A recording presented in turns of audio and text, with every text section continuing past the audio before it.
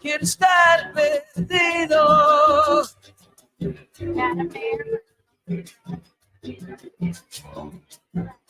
Quiero estar perdido. All right, mi gente.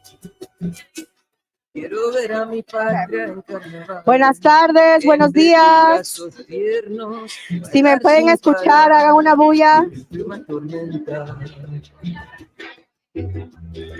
Andre, can we turn it up? Okay. Buenas tardes. Buenos días. This is yours. Am I stealing your? All right. ¿Quién está emocionado? Who's excited? What a lovely crowd. Thank you so much. Good morning. My name is Lucia Obregon. I am the director of the San Francisco Latino Parity and Equity Coalition. It's an absolute privilege and honor to be here, to see all of your faces. What a great day to be a Latina, right? It's a good day to be Latino. All right, first, we're going to start with a little bit of gratitude, a little bit of gracias, right? First, I want to thank and express gratitude to the Yelamu Ohlone territory and land. They are the original inhabitants of this land, and we pay homage and respect to them. And I would like to say, Matios, Matios, Matios, which is Cachiquel for gracias. Thank you, thank you, thank you. So I want to first also extend and continue the gratitude for our incredible planning committee who helped bring this forum together. So I want to shout out Carecen. Can I make some noise? Calle 24, Instituto Familiar de la Raza, Galería de la Raza, and the Mission Economic Development Agency.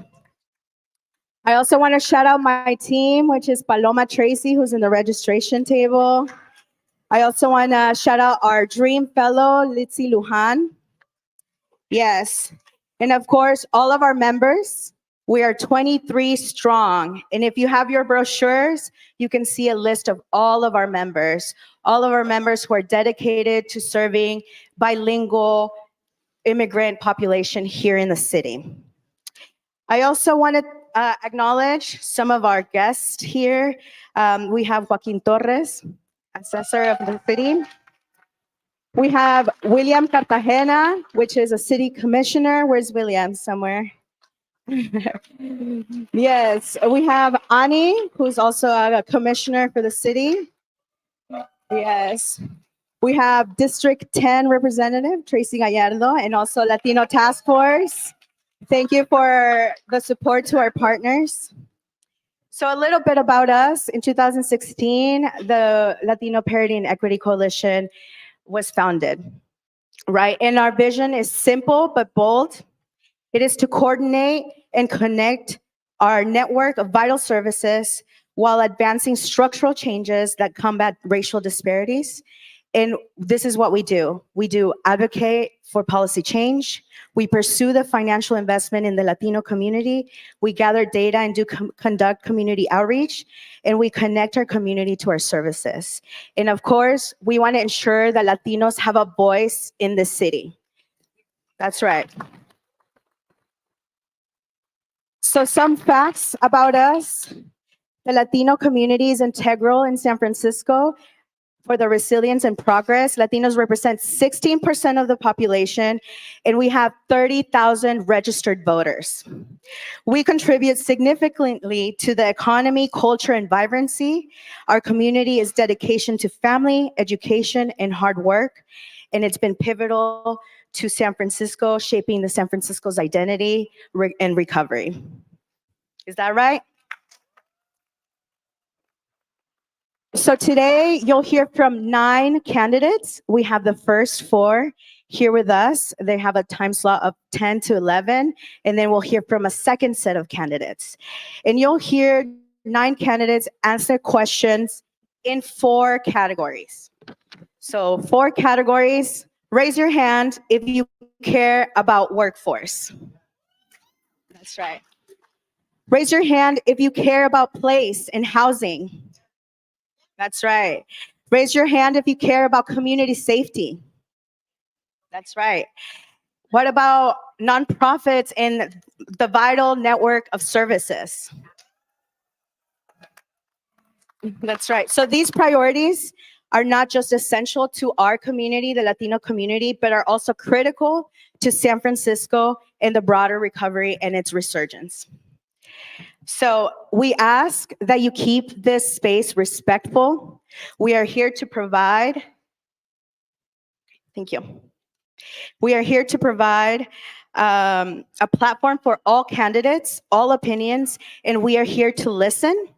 Divisiveness, insults, and attacks will not be tolerated.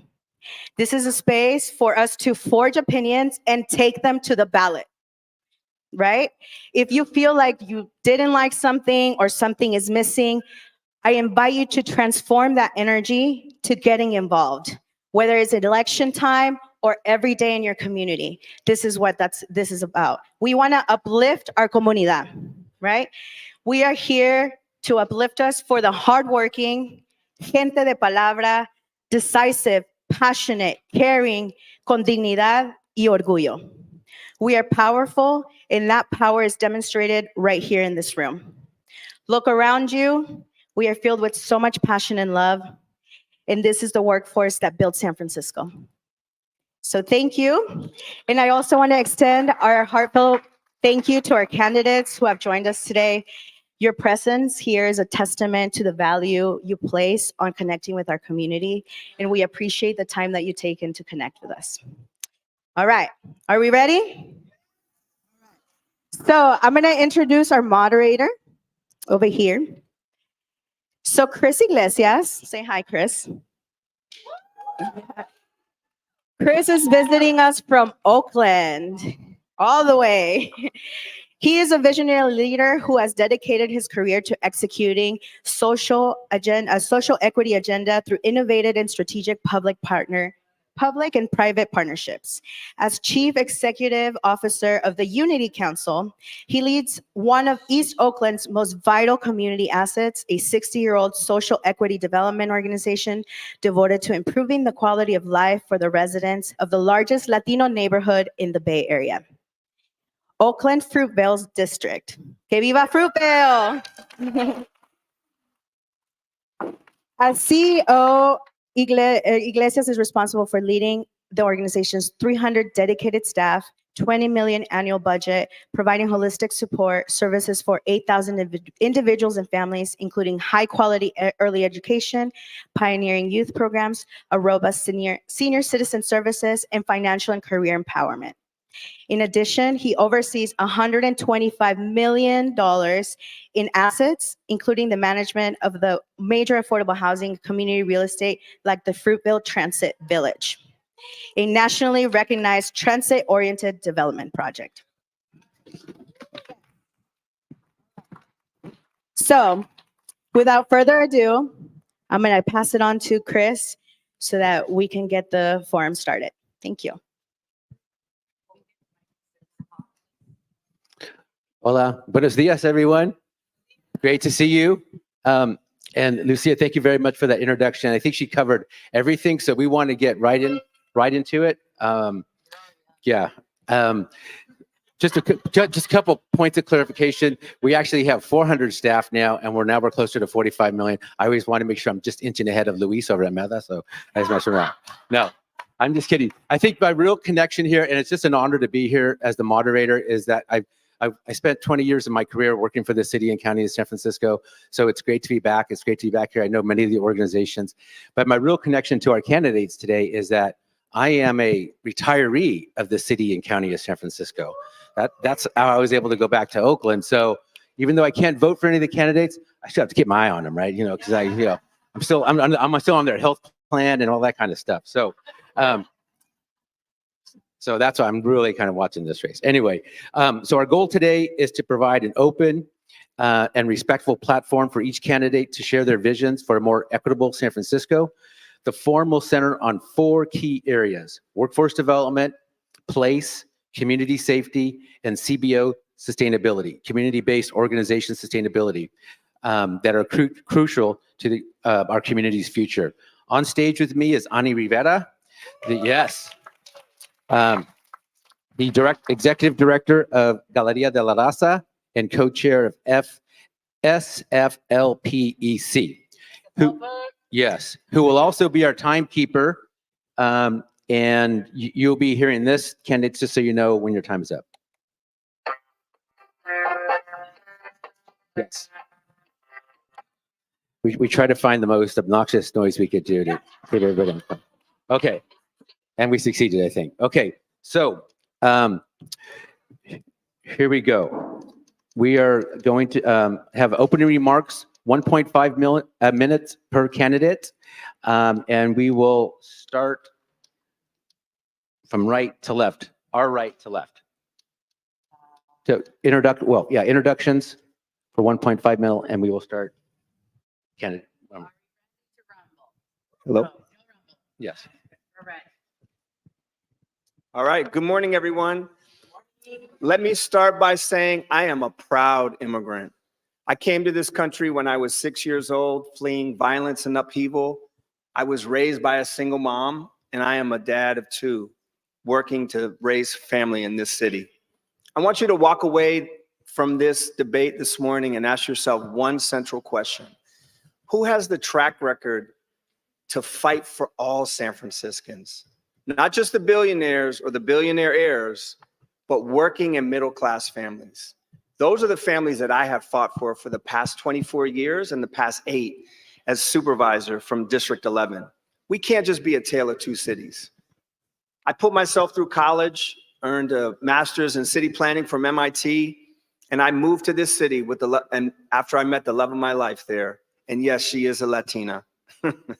I've dedicated 24 years to public service in this city. I've worked for 2 mayors.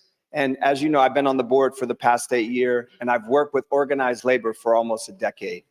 The fact is, economic inequality is really crushing our city right now. And working in middle-class families, immigrant families, are being pushed out on a daily basis. So this election is critical to the future of our city. And I have dedicated myself to fighting for working people and the people in this room. And many of you, I've worked with you for the past 24 years. As your mayor, I fight for a city for all San Franciscans. Thank you.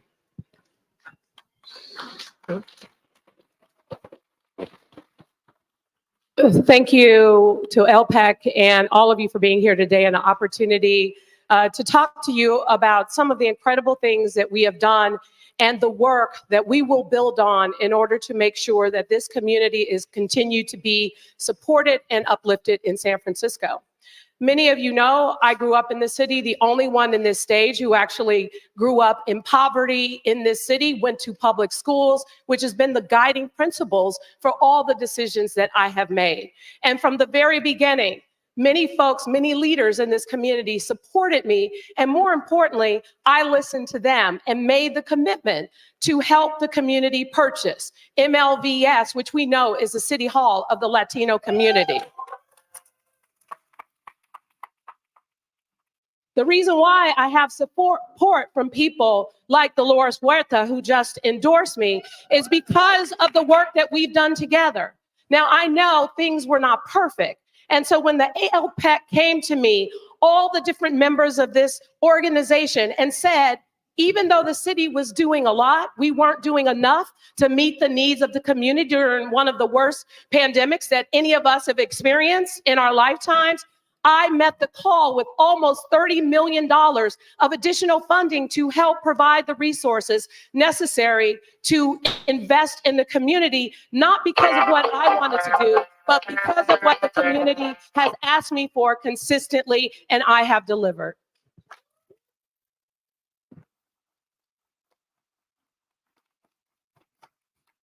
I'm going to just stand because I'm so honored to be here. I want to acknowledge that it is Latino Heritage Month. I want to thank you both for hosting. I was born and raised here in San Francisco. My two kids, our 13-year-old daughter, our 10-year-old son, were born on the same floor, the same hospital that I was born into. I have a deep sense of pride for our city, and I'm worried about the direction that we're heading in. We have a behavioral health crisis, the likes of which we have not seen for some time. We have property crime issues, businesses being broken into here in the Mission. Our streets are not safe. We can and need to do better.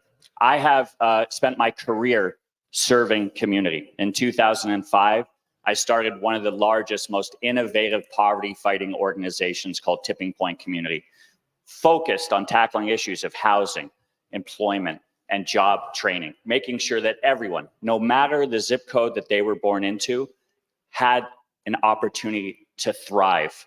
I'm committed to doing the same thing as your mayor. I'm excited to talk to you today about the issues facing this community and our entire city. Thank you.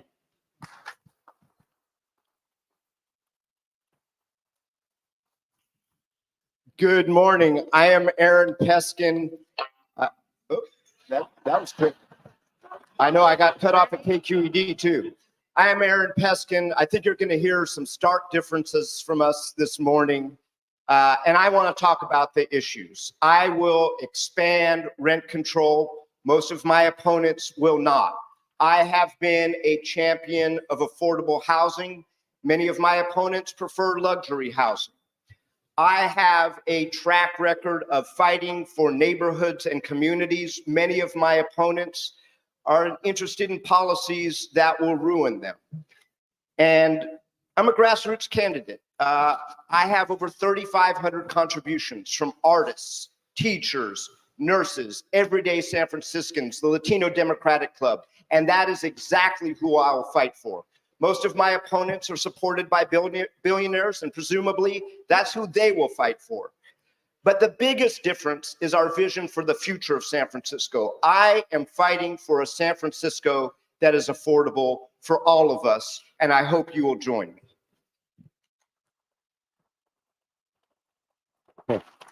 Thank you all. Thank you all very much.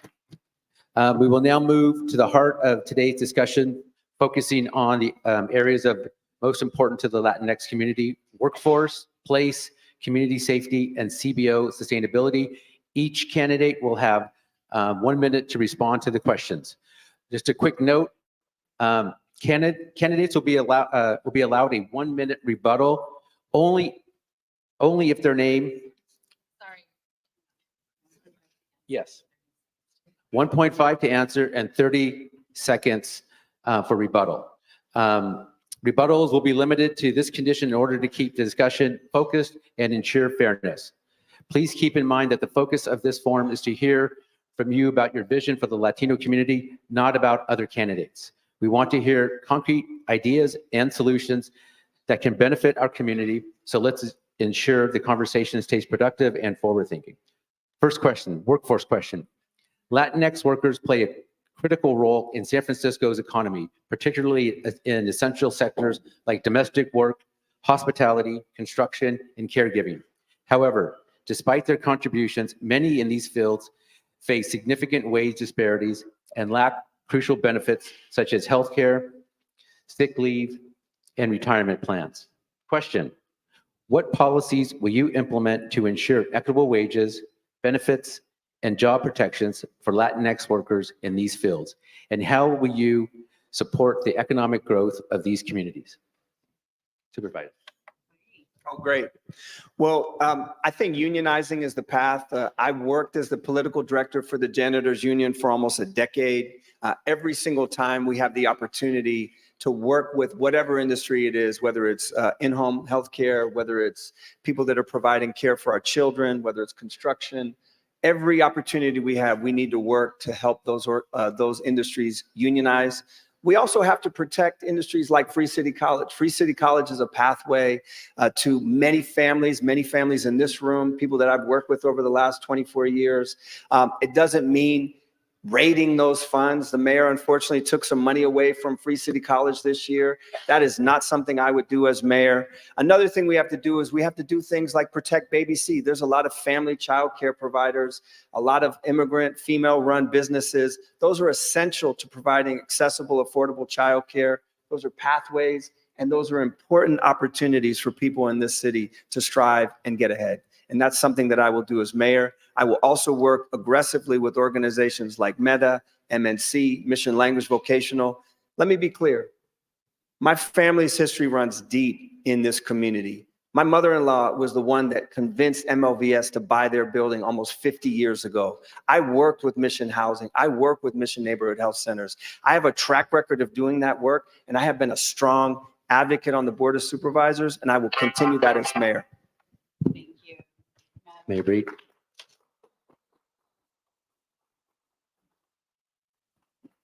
I am really proud of the work that we've done over the years, particularly with our former workforce director, Joshua Arce, where we developed sustainable programs like City Drive, City EMT, and other opportunities that help provide people a real career pathway. I've also worked with many of the labor organizations, including SEIU 2015, where they provide in-home support services, many immigrant and Latino individuals who I work with to ensure that their wages are sustainable. I've worked with a number of nonprofit organizations and continuously under my leadership made sure that there were consistent pay raises that were provided to these organizations. And I continue to make sure that we make the kinds of investments that are going to sustain those pay wages, including the work we've done with a lot of the childcare providers. Many of them saw their salaries increase because of my leadership between $8,000 and $30,000 additional resources per year. I am proud of my track record, and even when we dealt with a very challenging situation during the pandemic, the right to recover that I created provided immigrant families access to their wages when they couldn't work, provided resources for rent when they couldn't pay it, and provided a hotel room for free so that they would not impact their families. The work we've done together has been guided through the work we've done with the community to make those investments, and I'm proud of them. Thank you.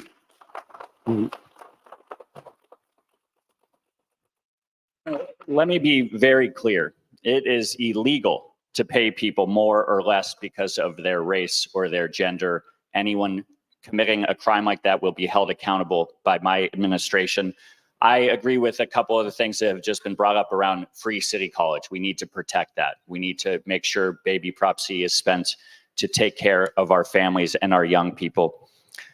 I also want to talk about Muni and making sure that it is clean, it is safe, it's reliable, that there are nighttime shifts that make sure that we are getting people to and from work safely. I think that is incredibly important. I know we're going to be talking about affordability crisis in our city, where housing, we need to build more 100% affordable housing.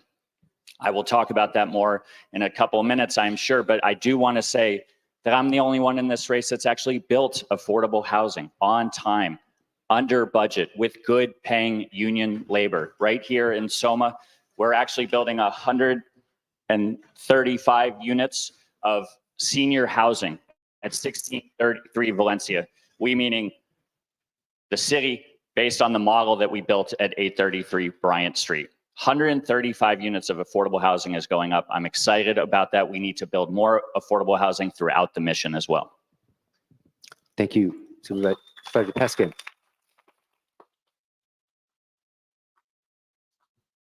Over 17 of the last 24 years, I have worked to create the Office of Labor Standards Enforcement with my colleagues on the Board of Supervisors to deal with wage theft.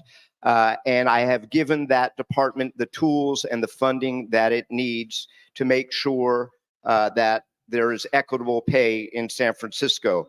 I worked to pass Healthy San Francisco, the first universal healthcare plan in San Francisco for people who needed it, long before Barack Obama was president of the United States, and the Affordable Care Act. was implemented. But most importantly, it is about access and opportunities to jobs, whether it is the day labor program or whether it is changing the way the city does businesses with contractors to ensure that there are job opportunities as a condition of those contracts that the city issues. And we have worked, actually Supervisor Safai and I worked with labor to create a project labor agreement that insisted that there be opportunities for people in this community, apprenticeship programs, opportunities to grow and to promote in those skills. And that is what I have done as a supervisor, and I am going to double down on that as mayor. Thank you, Supervisor Peskin. So I do want to be fair to the candidates on the rebuttal part. There was a couple of references, if you'd like to respond, I think, to Mayor Breed. Sure, I'd like to respond. First of all, I keep hearing a lot of what we've done from the candidates who are up here today. We ain't doing nothing. Many of these people who they're referring to are people who work with me and with my office. I led on the PLA, the Project Labor Agreement with labor, in order to get that passed to provide an opportunity and pathway for jobs. And 833 Bryant, Daniel Lurie wasn't even working for Tipping Point at the time when that project was approved. My office, my team, working with nonprofit organizations, got that built. And not to mention, many of the properties here, Mayor. this community has asked for the city to be more actively engaged in purchasing these properties and working to build affordable housing. That's what we have been doing with the community and my administration, not any of these people up here today. Thank you, Mayor Breed. Candidate Lawyer, you have 30 seconds. I appreciated the mayor thanking me at the ribbon cutting of 833 Bryant. And the Housing Accelerator Thanking Fund. Tipping Point. Okay, I'll take it. The Housing Accelerator Fund created an incredible model alongside of me that has now been replicated at 1633 Bryant Street. So really proud of it. We can do more of it. Listen, we were told let's not attack each other, because this election is not about any one of us on this stage. It's about you. It's about the people. And how are we going to serve you? Thank you very much. Okay. We're going to move on. We're going to move on to the next question. This is the place question regarding affordable housing access. Rising housing costs are displacing Latinx families from their historic neighborhoods, breaking community ties, and pushing people out of the city. Latinx immigrants are unfortunately the fastest growing population.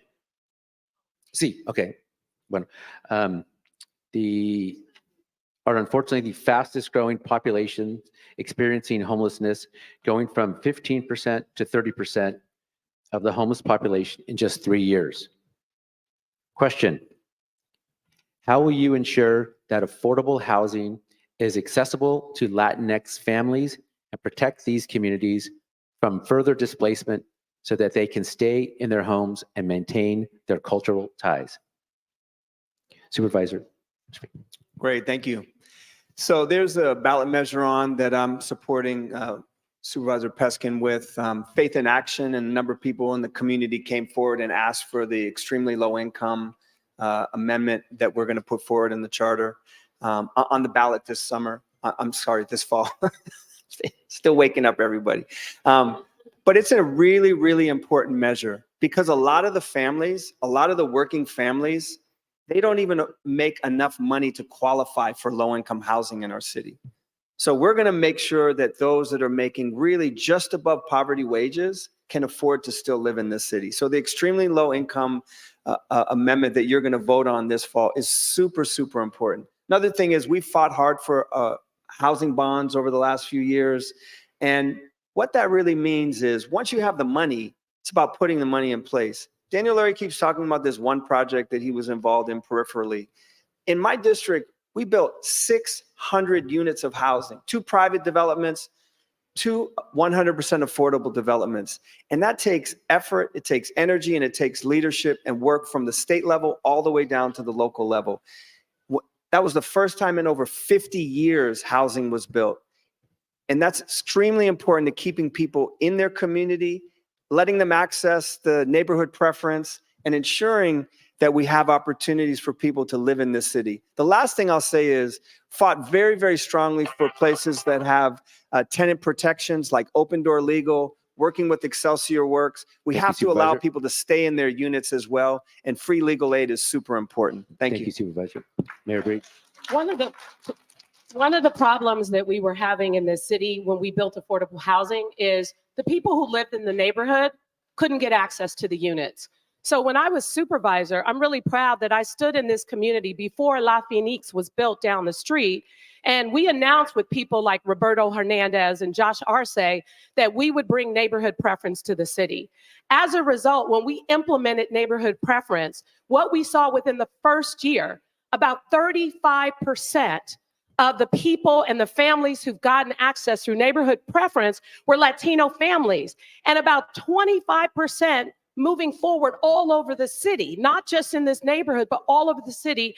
25% have been Latino families who were typically left out of the affordable housing pie.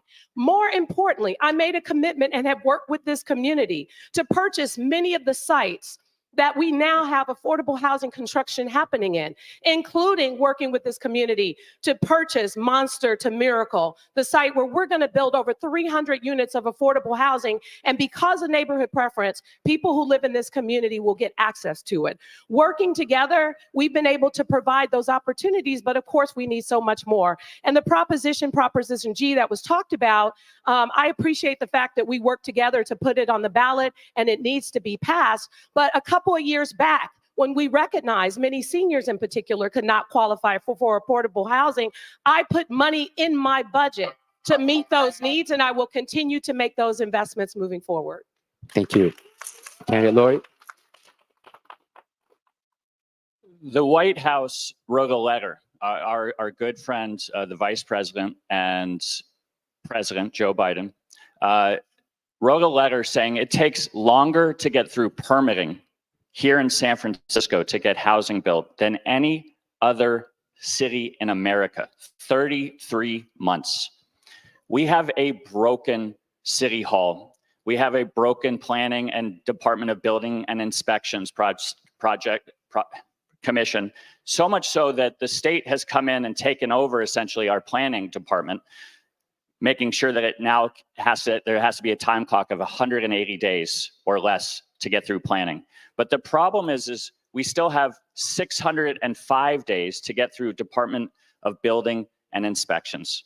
A place that has many people that have been indicted or are going to jail because it's a pay-to-play type operation where you have to pay a permit expediter to jump the line to get housing built in our city. That's why the Latino community does not have enough affordable housing. It's why every community around the city is begging for more housing to be built because we have not built enough. We built 2,000 units last year.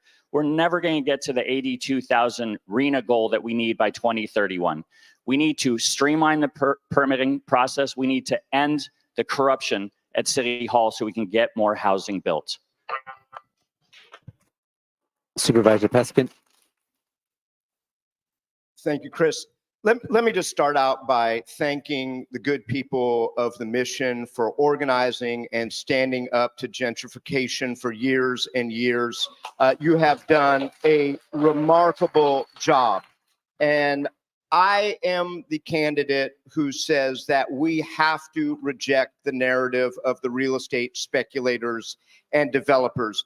Listen, I have voted to approve over 100,000 units of housing all over this city at all income levels. In my own district, I've built every kind of housing, permanent supportive housing, 2 homeless shelters, and market rate housing. And I have never, not once, voted against affordable housing. I am the only major candidate in this race who not only wants to expand eviction controls, but wants to expand rent control to the over 100,000 tenants in San Francisco that do not have it.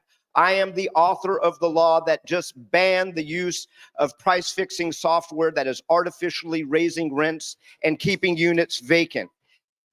I am very worried about the upzoning plans that could lead not only to the displacement of legacy cherished small businesses, but also to the eviction of our tenants. And we all need to vote for Proposition 33, the Justice for Renters Act.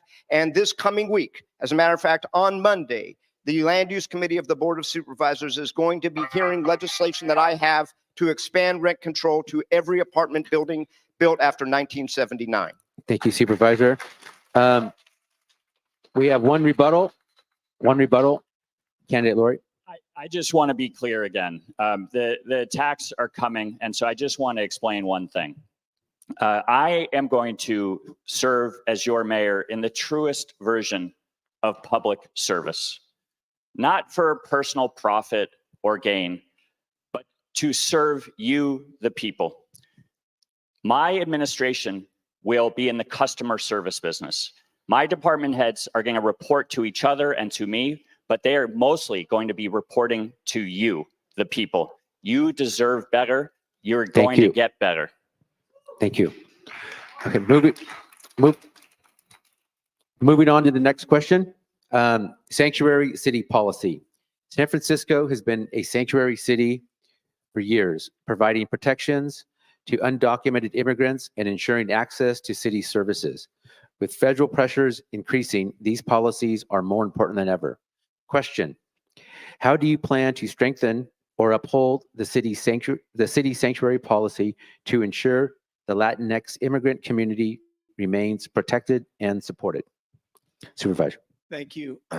Hello, can you hear me? Okay. So let me just be clear. I think that our sanctuary city policy should never, ever, ever be under assault. Immigrants should never be used as scapegoats. A couple years ago, when the fentanyl crisis was happening, people wanted to scapegoat people. They wanted to turn a conversation that was about drug dealing into immigration status. That's the worst thing we could do, and it plays into people's worst fears, prejudices. So I had conversations with folks in the community. I believe we should put our sanctuary city policy in the charter. It should never be a political football. I think it's something that unfortunately has been. And when someone like Donald Trump's running for president, you knew he was going to find a way to scapegoat immigrants. And that's not what San Francisco is all about. So I have fought against those measures. When one of my colleagues on the board started talking about wanting to make fentanyl sales something that would no longer be protected under our sanctuary city policy, I called our district attorney, I called our sheriff, and I called our police chief. And I asked them, will you stand with sanctuary city policy? Will you protect immigrants? And will you not allow them to be scapegoated? And every single one of them gave the affirmative. They said, that is not the way to deal with this problem. You have to arrest the folks that are killing people on the streets and selling drugs, but never make this about immigration. Thank you. Thank you. I want to be very clear that I stand by our sanctuary city policy in San Francisco. And I want to go back to even the pandemic, when we knew that many of our immigrant families needed resources that because they did not qualify for federal and other resources provided, we helped to make sure that there were rent subsidies. We helped to make sure that there was a right to recover because they weren't able to get unemployment insurance and other things. And what's interesting during that time is Tipping Point gave out over $80 million. And during the most challenging time of the Latino community during the height of the pandemic, not one went to a Latino organization that provided these kinds of services. And I find that quite interesting. I think that what we have to continue to do is what we have always done in protecting our immigrant communities, because ultimately we want to keep them safe.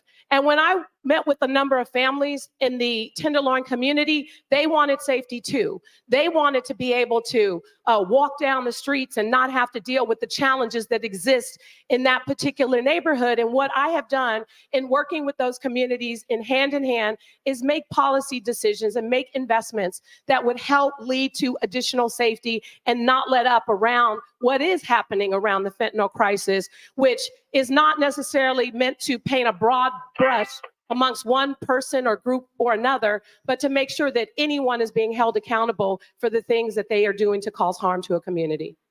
Thank you, Mayor. I guess I'm gonna just get lots of rebuttals today, but let me focus on the sanctuary city policy because I agree with the first two candidates that just spoke and the mayor. It will be protected. It makes our city safer. We need immigrants to be able to come, our immigrant community to be able to come forward at any time to law enforcement without fear. And I have made it crystal clear before, and I will make it crystal clear again, that I am committed to strengthening and making sure that we protect our immigrant community. That's all I need to say on that. I'll have time for the rebuttal after. Supervisor Peskin. I am very heartened that all of the candidates on this stage, despite our stark differences in other areas, all agree that Sanctuary City is a policy that actually makes this city safer. It allows people to feel safe about reporting crime. And I am very pleased to see that all of the major candidates in this race endorse that. And this is a sign that San Francisco is still a city that is not going to allow the right wing, the Donald Trump folks to actually dictate our policies locally. They are using this as a wedge issue from coast to coast, as they are with the LGBTQ community. And I'm just so pleased that all of us agree that Sanctuary City is here to stay. And I'm proud of the work that we have done together actually to strengthen Sanctuary City laws by making sure that our local law enforcement in the use of new technology does not turn over things to the federal immigration services, because that is not consistent with making San Francisco safer. Thank you, Supervisor Peskin. Okay, we have one rebuttal. I since 2005, we have invested over $500 million into the community throughout San Francisco, throughout the Bay Area, all the way down to San Jose, to Oakland. I couldn't be more proud of our track record of providing early childhood education in this city, all over this city, investing in the Mission District, out in the Sunset, the Richmond, Bayview, Viz Valley. To be attacked for my commitment to the community means that some people are getting desperate. And so all I will say is, as your mayor, I'm going to be committed to continuing to serve you, the people. Thank you. Okay. Okay. We'll now, so, Lisa, we'll now move on to the community safety question. There is a history of strained relationships between the Latinx community and law enforcement, particularly due to issues of over-policing and harmful targeting. Rebuilding trust and creating community-centered safety strategies is vital. Question: how will you work to rebuild trust between the Latinx community and law enforcement? And what reforms will you prioritize to ensure that policing practices protect Latinx and immigrant residents without contributing to over-policing or further harm?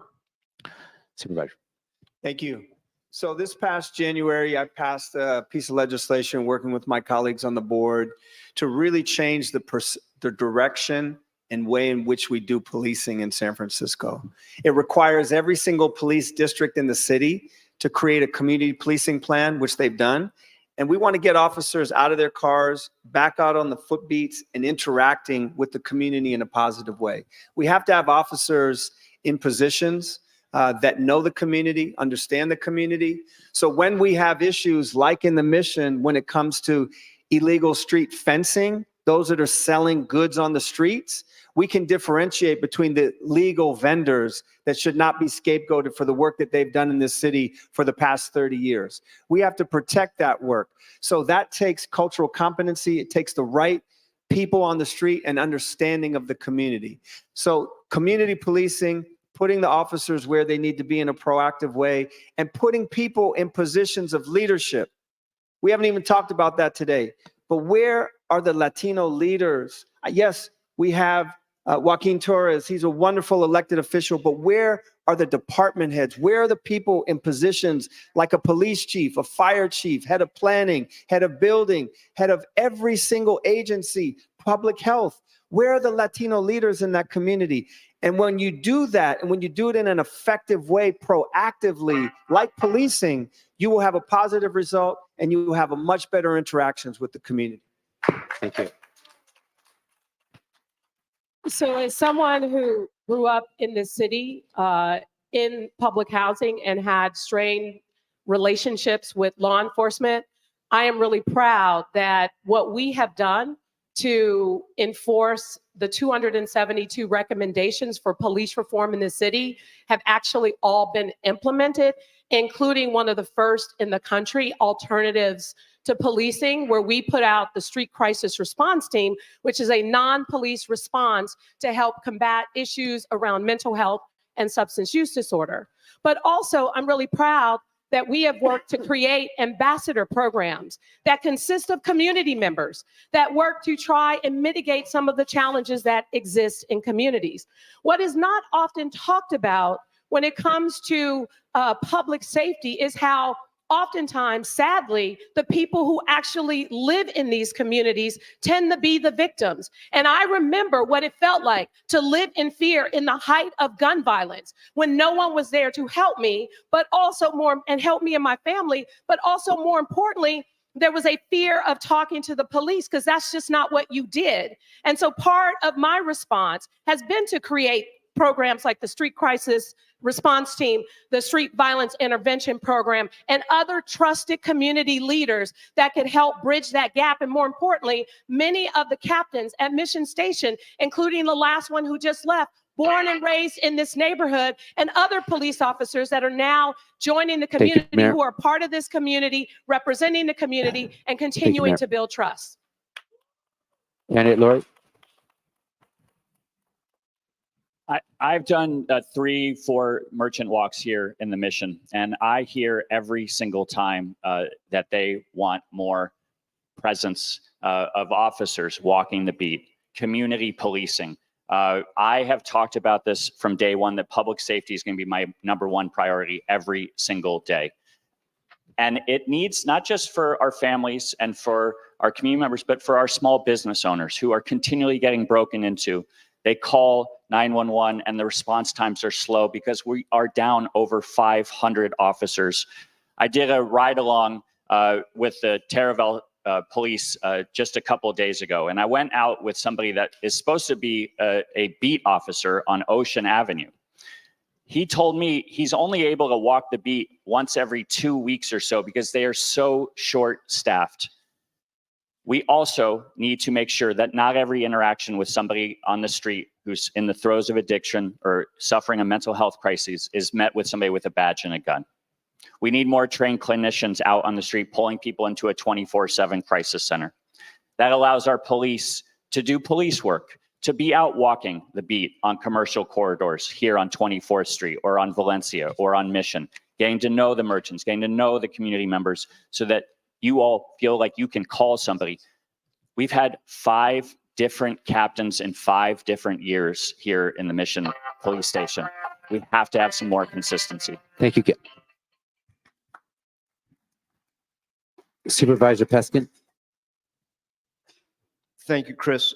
When I first became a supervisor, when I was elected in the year 2000, I started working with Central Station and the Chinatown community. And at that time, there was only one bilingual Cantonese-speaking officer, a guy named Stuart Ng. And the community wanted to have bilingual, culturally and linguistically competent officers. And I started working with the police department to hire, train, and retain those officers. And today, that's exactly what we have. Colbert Chu and Talent Tang, Dexter Sang, Lauren Chu, Curran Gong. And they know the names of their shopkeepers, and the shopkeepers know their names. And it not only keeps people safe from crime, it makes people feel safe. And I realized that each and every one of these kids were city kids. They went to Lowell, they went to Wash, they went to Lincoln. And what we need to do to address our police shortage is to create a schools to officers pathway with forgivable college loans. But it's not just about police staffing. It's about having a balanced approach. And I know that when I was president of the board in 2008 and our homicide rate almost hit 100, I led the way in investing in alternatives. We spent $20 million on programs for at-risk youth to give them jobs, on violence prevention programs, on social work for traumatized people. And the next year in 2009, our homicide rate dropped by more than half. We can do that if we have a balanced approach. Thank you, Supervisor Peskin. Okay, we have one more question, and then we have closing remarks, and we want to get to them. So we're going to jump right to the last question, and this is regarding community-based organizations. Given their critical role, how do you plan to strengthen relationships? Strengthen relationships and increase investments in the nonprofit sector to ensure they have the resources needed to continue this important work? What strategies will you implement to address the ongoing under-resourcing of CBOs? Supervisor. Well, I've been on the budget committee for the last 3 years. First and foremost, when we negotiate a budget and we allocate money to nonprofits, we got to get it in their hands. Right now, millions of dollars are being held up by the mayor while nonprofits are suffering, while children and families are suffering, and we can't get the delivery of those services. In the first round of the budget, the mayor proposed cutting $21 to $22 million for the Department of Children, Youth, and Families. We fought to get that money back. Programs like Mission Neighborhood Health Centers that has done teenage pregnancy intervention for 30 years was zeroed out. Programs like MNC, Baby Hunters Point, families, so many of the work that we've done to build to ensure that a community is strong. So first and foremost, when we fight to get money into the hands of the nonprofits, the ones that are doing the work in community, we have to get that money out. And that's wrong. That's wrong when people are suffering. So many people are still coming out of mental health, job training, children, youth, and family support.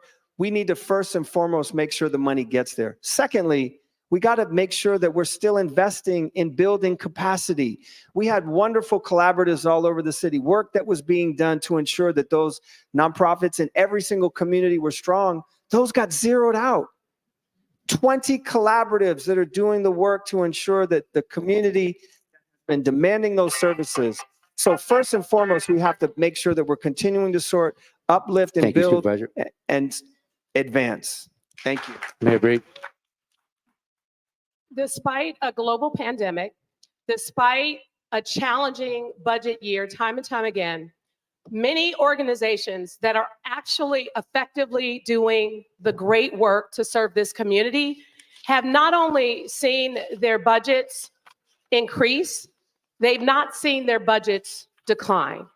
And what I am also proud of is how from scratch in this community, we've had to build the infrastructure to ensure that we support, uplift, and protect the community with programs that initially didn't even exist. We have organizations that are going to be cutting ribbons on new buildings and providing additional support to other parts of the city, not just necessarily in the mission. And when we were dealing with, again, a real challenging time, we not only used city resources, we had, fortunately, an influx of private dollars that helped to allow us to infuse the necessary resources we needed to ensure that we were supporting the community. Now, I know that times ahead are going to be tough, and we have to make hard decisions. And what I don't want to do is I don't want to cut very important programs. I want to make sure I understand financially where we are as a city and make sure we're able to maintain and enhance the programs that are most effective, that are most delivering the kind of support and services that are needed for the community. Thank you. Candidate Lori. So at Tipping Point, we prided ourselves on rolling up our sleeves and working alongside our nonprofit partners, providing general operating support dollars to organizations, holding them accountable to measurable results, continuing to fund groups that were performing at a high level, but cutting those that were not. We need to hold our nonprofits accountable. And I have a plan to do that, and we will do that. Now, talking about CBOs, I know because I've heard this over the last 20 years. You all are doing incredibly hard work, and the city pays you back 10, 12 months after you've done the job. We need to pay you more upfront while making sure to hold you accountable. And you can't just be coming to City Hall at add back time. You need to have a voice all year round. And that's where we have to have representation from this community. This community, as we pointed out at the beginning, represents over 16% of this city's population. That needs to be represented and will be at all levels of my administration. So it's not just budget time and I'm getting calls and supervisors are getting called, but it's a constant dialogue all year round. What does the community need? I'm committed to serving this community and the entire city. Thank you. Thank you, Supervisor Peskin. There's an organization in this town supported by a bunch of far right-wing billionaires called Together SF. I don't know if you've heard about it. That organization is perpetuating a narrative that nonprofit service providers are stealing the city's money.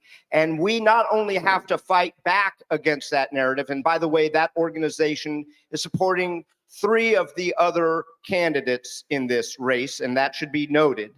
But we also have to clean up the corruption that is giving nonprofits and this city a bad name.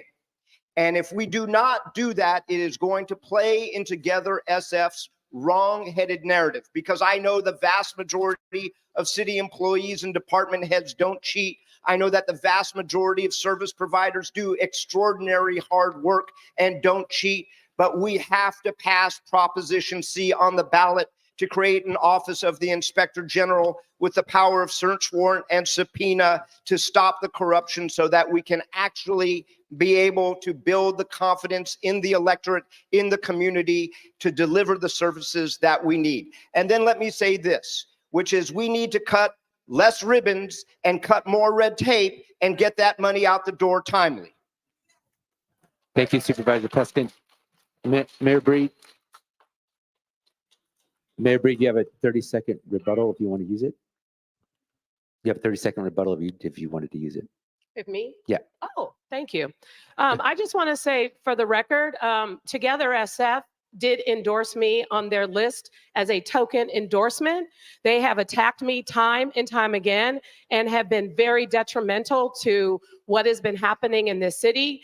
They continue to push a lot of negativity and, more importantly, push against some of the good serving nonprofit organizations that we know exist. You know, I'm going to agree with some of what Supervisor Peskin said. It is wrong for so many people, including Daniel Lurie and Mark Farrow and other candidates, to criticize all nonprofits and to try to put them in one big bucket rather than look at the good work of so many good serving organizations that have not necessarily done that. So, okay, we have we're just about at time. We're just about at time, and we want to give everybody the opportunity for a 1-minute closing statement, starting with Supervisor Ashfi. Go ahead. Safai. Okay. Just kidding. All right. Let me just say this. Yo soy el único candidato puedo hablar en español. Yo soy el único candidato, un inmigrante también. Okay, I'm proud to be an immigrant. I'm proud to have worked with the Latino community for the past 24 years. The first place that I walked in this city was on 24th Street. My mother-in-law, rest her soul, was born in Nicaragua, raised in Mexico. I'm proud to be part of a Latino family, and that is something that I carry with me every single day in this city.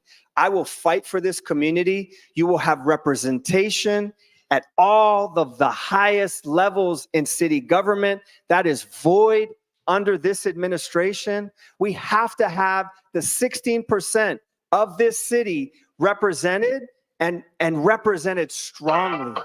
I will fight for all San Franciscans, and I will make sure not just the rich, but working in middle-class families, immigrant families have a voice in the city. Thank you. Thank you. Mayor Breed. I want to thank you for the opportunity to be here to really talk about some of the work that we've done. And much of what we will continue to build upon. I'm proud that we've been able to purchase MLVS working with the community. I'm proud that we are not only going to meet the goal of the 2,400 units of affordable housing set by this community, but we're going to exceed that.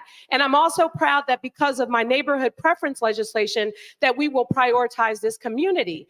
And also, I am proud that we have purchased many of the land around here that was earmarked for market rate housing, and we are going to make sure that those investments are made for the community. I'm proud that we've been able to work with programs like Dream SF and Opportunities for All to provide opportunities for young people to work and to grow and to thrive.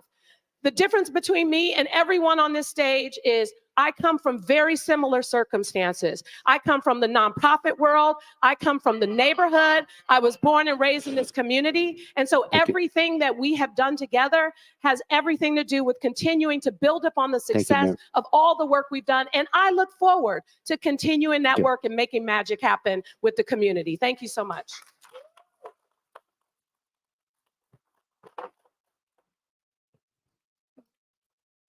What we've heard over the last hour, what we've heard over the last number of months is that more of the same.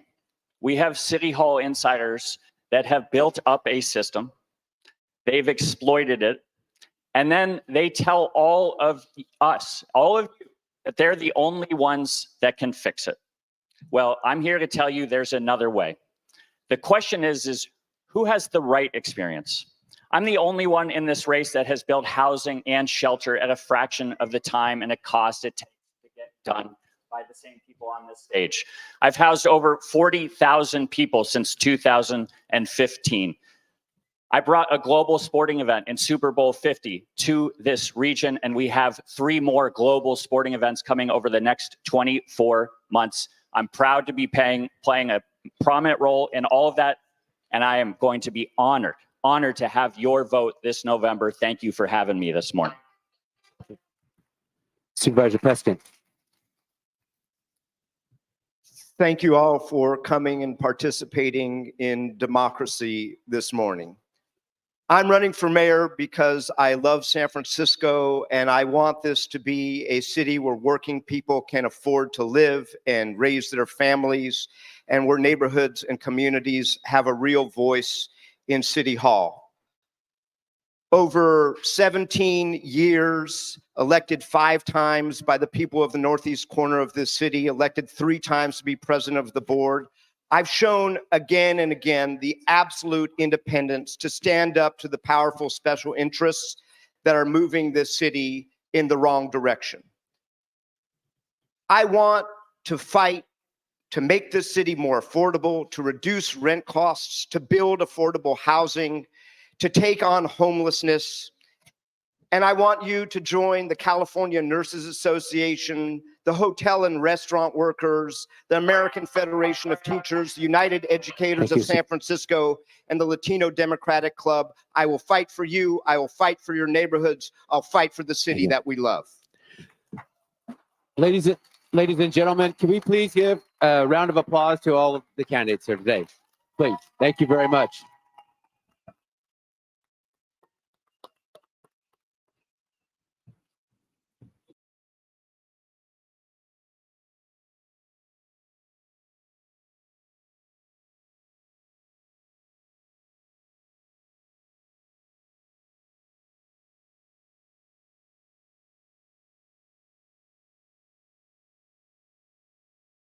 Latino vote is no monolith.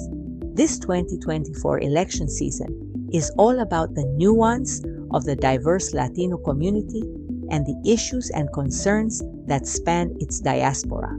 People consume their information, their media, their news in very different ways now. Both campaigns, however, emphatically know how crucial the Latino vote is in this election cycle. If you look at the data, there are 36 million eligible Latino voters by November, right? That's up by 4 million since last time around. 15% of the total electorate. Latino voters do have that power to really decide an election in some of these crucial battleground states that you were talking about. We have a lot of potential power, but if people do not vote, then we cannot really use our power, or it's not even visible. That's why it's very important that we all register to vote. The other piece is the power of volunteers and the power of grassroots, action and people doing their part and coming together. Our democracy is relatively fragile right now, so we need you. The Latino community needs you, and most importantly, the country needs you right now. They need hardworking, intelligent, dedicated people with high integrity to run for office, to serve in public offices, and make sure that they create opportunity for all people in the years to come. And once people find their voices, then you know that you can make things happen. I think a lot of times we have been so inhibited, through the oppression that people feel, that they're afraid to take any kind of actions. Oh, it's okay. You can speak up. It's important to have that sense of hope, that sense of optimism. In some of our hardest times and some of our darkest times, what has brought us together is this belief that we can continue to change the world and we can continue to be a part of it and manifesting that kind of change that we want to see.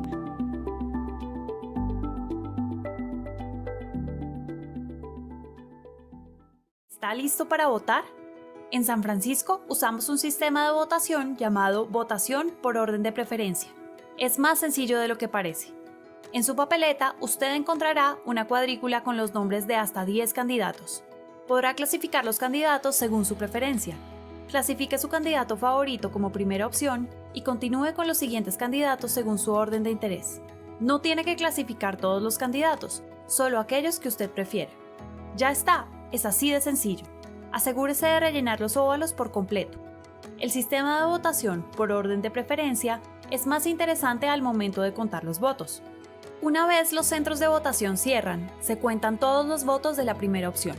Si en el primer conteo un candidato obtiene la mayoría de los votos, es decir, el 50% más un voto, ese candidato es el ganador.